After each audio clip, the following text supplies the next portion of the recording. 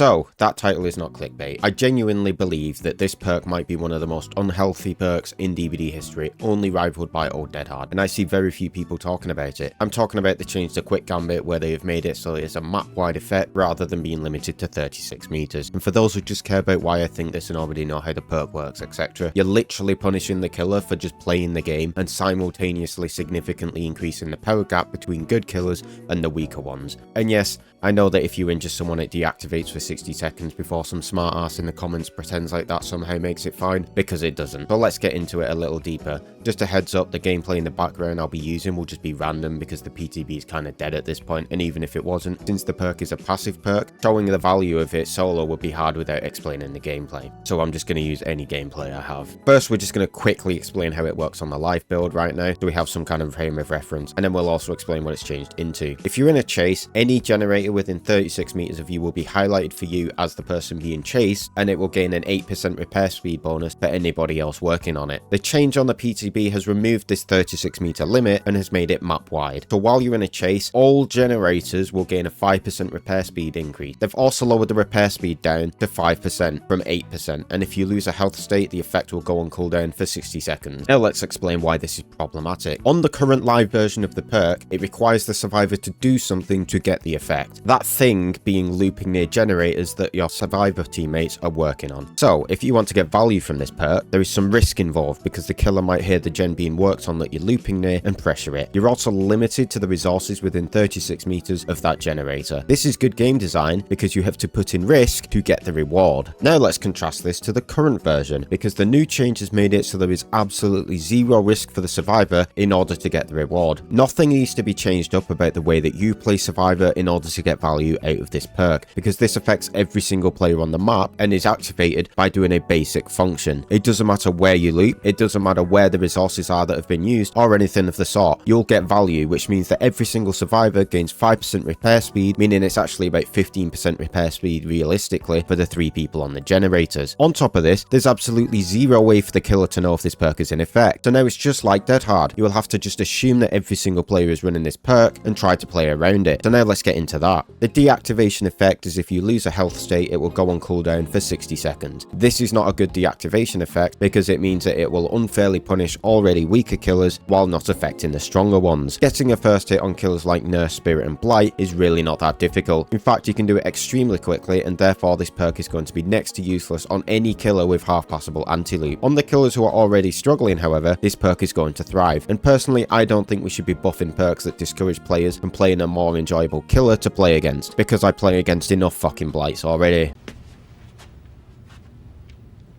No, God! No, God, please, no! No!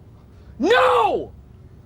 No! This means that if you want to play any weak killer and this perk goes live, you're going to need to play in an extremely boring way, where if you aren't able to get a hit almost instantly by catching someone out, you should probably just drop chase. The result of this will be that most weak killers will now be forced to try and get a hit on an out of position survivor before they ever commit to a chase, so that they know that the perk will not be in effect. But it doesn't end there. It will also make already insufferable maps like Gideon even more insufferable. Picture this. Right now, for the vast majority of the killer roster, the first 5 minutes or so of a Gideon match is you just kicking pallets and creating dead zones. This is because almost every single pallet on the map is a non-mind gameable, extremely safe god pallet. So unless you play a strong anti-loop killer, you just need to create dead zones so that you can actually get hits. Now imagine this exact same scenario, but the entire time you're creating dead zones, everyone on the map has a 5% permanent repair speed bonus. Now picture being sent here by a Swift, all running this perk. Now also picture that this same Swift is just pre-running off the generators to the nearest god pallet and comp dropping it. So now it doesn't matter who you chase or how tactically you try to play, you are just being pre-ran to pallets you can't do anything about except kick them, all while in chase and giving them that sweet 5% repair speed. And since you aren't playing a killer like Nurse who can easily make up the distance on pre-runners or ignore god pallets entirely,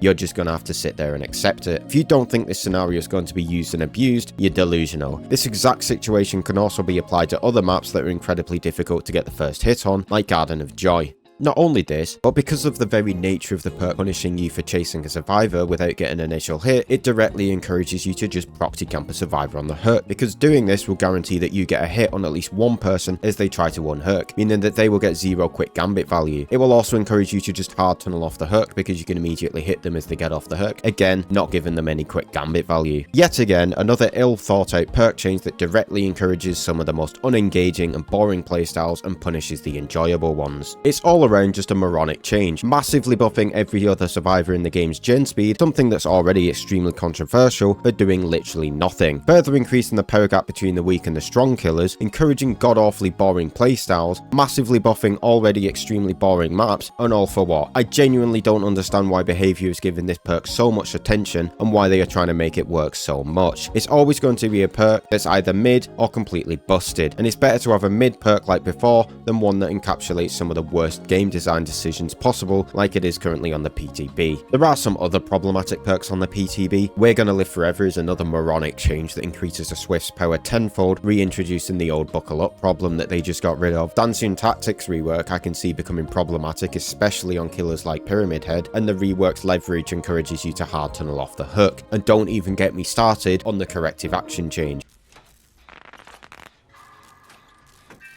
Yeah, let's go. Let's go. This is huge. Oh my gosh. Oh my gosh.